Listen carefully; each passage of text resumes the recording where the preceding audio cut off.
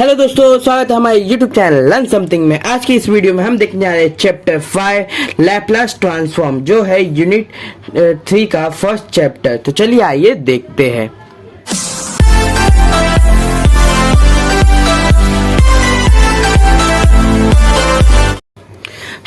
Laplace transform होता क्या है? तो लैपलास ट्रांसफॉर्म को हम लोग पहले तो LT यहाँ पे मैंने लिखा है, ये जहाँ पे मेरा LT लिखा है आप समझ लीजिएगा वो क्या है, लैपलास ट्रांसफॉर्म है। तो definition of Laplace transform, let f of t be function. f of t क्या है? फंक्शन है, वो भी किसका है? t का है, और t क्या है? ग्रेटर देन इक्वल्स टू 0 है, मतलब 0 होगा और 0 से बड़ा नंबर होगा। Then the Laplace transform of f of t is denoted by, यहाँ पे L फिर ब्रैकेट में f ऑफ t मतलब फंक्शन ऑफ t, या फिर यूँ कहूँ इसको हम लोग ऐसे भी डिनोट कर सकते हैं, कर्सू का L है। Laplace of f of t and defined as a Laplace of f of t is equal to 0 to infinity integration of e power st f of t into dt। वहाँ पे s हमारा क्या है? s हमारा क्या है? Complex number है। और लैपलास ट्रांसफॉर्म हम क्यों यूज करते हैं? तो लैपलास ट्रांसफॉर्म हम यूज करते हैं कॉम्प्लिकेटेड डिफरेंशियल इक्वेशन को अलजेब्रिक इक्वेशन बनाने के लिए, और ताकि हम उसको इजीली सॉल्व कर सके। ट्रांसफॉर्म इन t, और इसको किस में डिफाइन किया गया है? t में डिफाइन किया। आंसर किस में आता है? हमारा s में आता है। अब हम जाते हैं इसके फॉर्मूले की तरफ। पहला तो हमारा कांस्टेंट, अगर कांस्टेंट रहेगा तो लैपलास में उसका फॉर्मूला क्या है? f ऑफ t का क्या फॉर्मूला होता है? तो यहाँ पे 1 है। 1 कैसे है? यहाँ पे सुनिए, पहले तो कांस्टेंट लिया है, और कांस्टेंट क्या लिया? f of t। f of t क्या होता है? f ऑफ s होता है, और f ऑफ s मतलब लैपलास ऑफ 1 क्या होगा? 1/s होगा। फिर इसके बाद से f ऑफ t मतलब हमारा क्या है? t है, और t का अगर हम लोग लैपलास निकालेंगे तो 1/s² होता है। फिर आगे देखते हैं, आगे हमारा क्या है? सेम है, अलजेब्रिक फंक्शन है ये भी। f of t is equal to t², मतलब t² का हम लोग लैपलास निकालेंगे तो t² का लैपलास क्या होगा? एक देखिए, Laplace of t² is equal to 2/s³ होता है।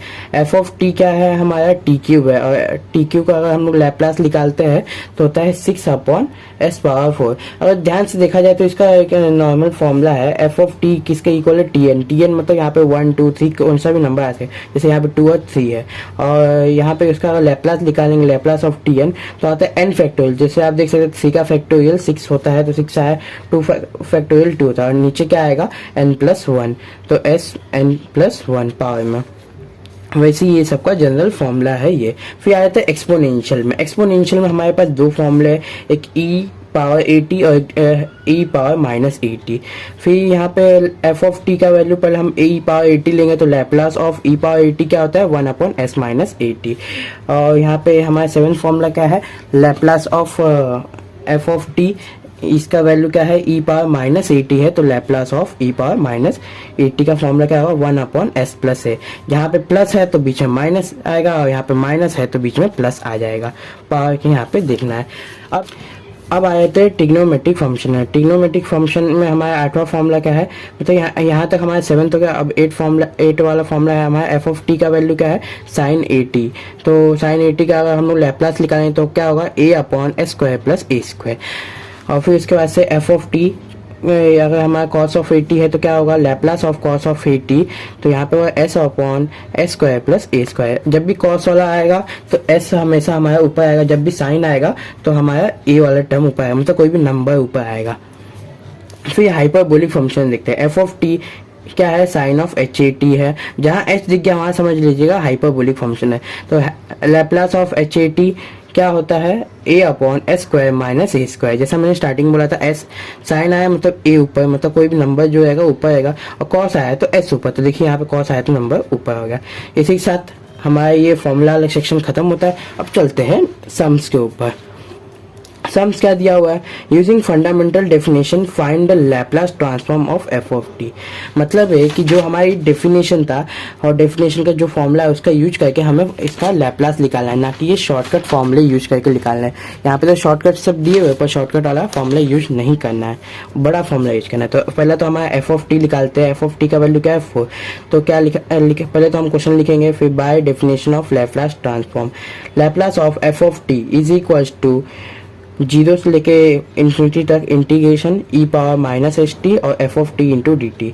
अब एफ ऑफ टी का वैल्यू हमारा क्या है 4 है, तो 4 हम लोग लिख देंगे ई पावर एस टी, ऐसे का ऐसे ही लिख लेंगे। अब 4 क्या है कांस्टेंट है, तो 4 क्या होगा बाहर आ जाएगा। बाहर आने के बाद से हमारा क्या बचेगा ई पावर माइनस एस टी।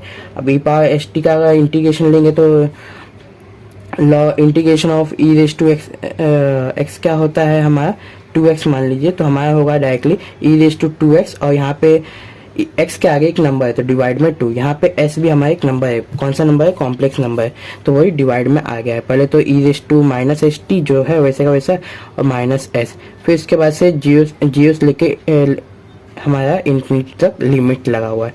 फिर उसके बाद से हमारा सबको हम लोग ने वैल्यू दे रहा है। इन्फिनिटी का अगर किसी से भी इंटू करेंगे तो इन्फिनिटी होता है, और जीरो से इंटू करेंगे तो जीरो ही आएगा। डिवाइड में दोनों का माइनस एस। अब ई पावर कोई भी जीरो का वैल्यू क्या होता है 1, तो 1 अपॉन एस लिख लिए, और यहाँ पे पहले से माइनस था तो plus minus minus minus plus हो गया, तो यहाँ पे प्लस माइनस लिखा है। और यहाँ पे क्या है इन्फिनिटी, इन्फिनिटी आए तो इसको डायरेक्टली जीरो ले लेना है, क्योंकि इन्फिनिटी इसमें माइनस में नेगेटिव में, और हमें यहाँ पे नेगेटिव टर्म उठाना नहीं है, तो हम लोग डायरेक्टली यहाँ पे जीरो लेंगे, तो जीरो अपॉन एस क्या होगा हमारा जीरो ही होगा। तो डायरेक्टली हमारा क्या आएगा 1 अपॉन एस, और 4 इंटू 1 अपॉन एस करेंगे तो 4 अपॉन एस। इसी के साथ हमारा ये वाला सॉल्व होता है। नाउ नेक्स्ट हम इस वाले क्वेश्चन पे चलते हैं। क्या एफ ऑफ टी किसके इक्वल है, टी के इक्वल है।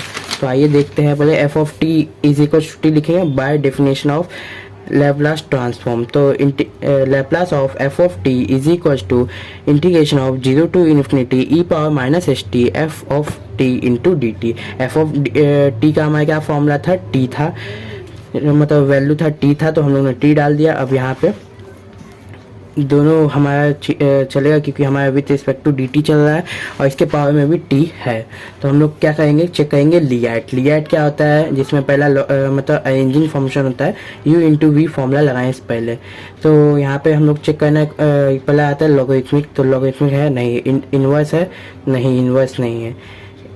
ये हमारा ए है, ए मतलब अल्जेब्रिक, और टी मतलब ट्रिग्नोमेट्री, ई मतलब एक्सपोनेंशियल। वैसे टी हमारा क्या है अल्जेब्रिक है और ई मतलब एक्सपोनेंशियल, ये उल्टा है। तो हम लोग को पहले सीधा लिखना है, पहले टी लिखना है फिर ई पावर एस टी लिखना है। तो मैंने पहले क्या किया, टी लिखा फिर ई पावर एस टी लिखा, किसके मदद से, लियाट के मदद से। अब उसके बाद से हम लोग क्या करेंगे यहाँ पे, तो यहाँ पे इसका फॉर्मूला है, किसका फॉर्मूला है u इंटू वी का। तो हम लोग इसको कंसीडर करेंगे t को u, और यहाँ पे e को कंसीडर करेंगे v, उसके फॉर्मूला अप्लाई कर रहे हैं ना इसलिए।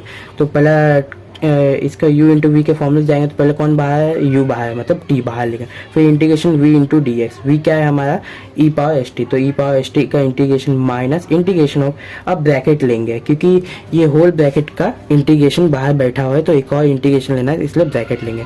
Integration of e power minus s T into derivative of किसका लेंगे, तो फर्स्ट u का हम लोग लेंगे। तो u हमारा क्या है t है, तो हमने उसका डेरिवेटिव लिया। अब सेम सेम है तो कट के क्या हो जाएगा 1 हो जाएगा, तो इसलिए डेरिवेटिव में वहाँ 1 हो जाता है। अगर विथ रिस्पेक्ट टू dx चलता हो, x का डेरिवेटिव लेते तो 1 हो जाता है, ठीक है। वैसे यहाँ पे dt चल रहा है विथ रिस्पेक्ट टू, और t का डेरिवेटिव ले तो 1 हो गया, फिर इंटू dt, जिसका e पावर एस टी को जरूरत है।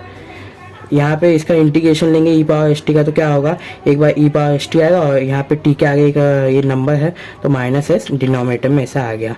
फिर इसके बाद से यहाँ पे भी सेम प्रोसेस है, तो ये यहाँ तो रुक जाए क्योंकि इसके बाद दोबारा इंटीग्रेशन नहीं लेना है, पर यहाँ पे एक और बार इंटीग्रेशन लेना है क्योंकि ब्रैकेट के बाहर एक इंटीग्रेशन का साइन है। तो एक और बार इंटीग्रेशन लेंगे तो माइनस 1 अपॉन एस बाहर आ जाएगा, तो माइनस था तो माइनस माइनस क्या हो जाएगा, प्लस हो जाएगा। तो यहाँ पे मेरा प्लस आ गया है। फिर उसके बाद से मैंने क्या किया, ई पावर एस टी का इंटीग्रेशन लिया, तो फिर से वो क्या आया, e power s t divide by s आया, और डिवाइड बाय एस आने के बाद से डायरेक्टली हम लोग को यहाँ पे आगे आना है। और यहाँ पे बहुत लोग सोचेंगे मैंने लिमिट नहीं लाया है, लिमिट मैंने ना दोस्तों बाहर रखा हूँ, तो इसलिए मैंने ना यहाँ पे लिमिट नहीं है, यहाँ पे इनडेफिनाइट इंटीग्रेशन का यूज किया हूँ मैंने।